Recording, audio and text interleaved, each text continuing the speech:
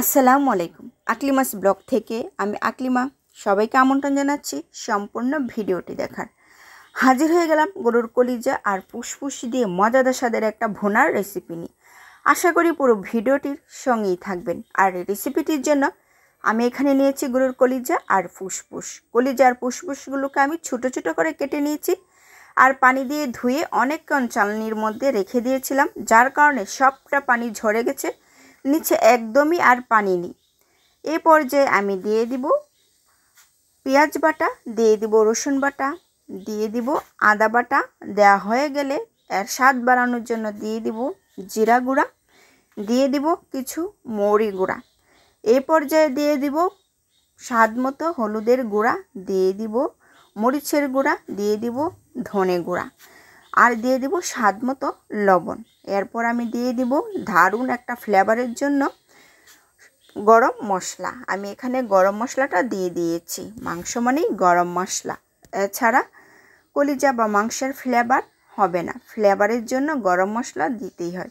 এই পর্যায়ে আমি দিয়ে দিব 1 কাপ পেঁয়াজ ও রসুন কুচি, আর দিয়ে দিব কয়েক টুকরা দারুচিনি, তেজপাতা আর অল্প একটু মেথি।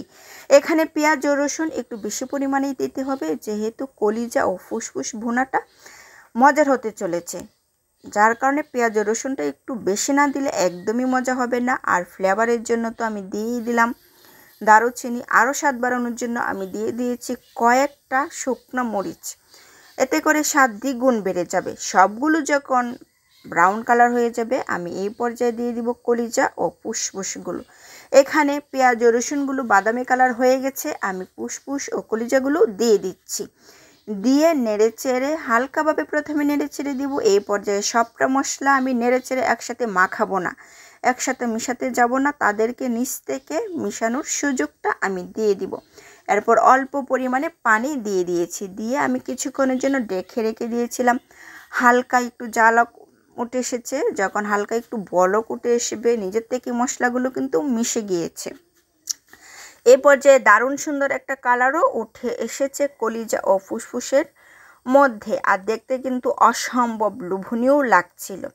আর এইভাবে এই কলিজা ভুনাটা আমার কাছে তো খেতে অসম্ভব রকমের ভালো লাগে। আর এখানে আমি খুব বেশি পানিও অ্যাড করব না, কলিজাগুলো নিজের থেকেই পানি উঠে দারুণ সুন্দরভাবে ভাজা ভাজা হয়ে যাবে।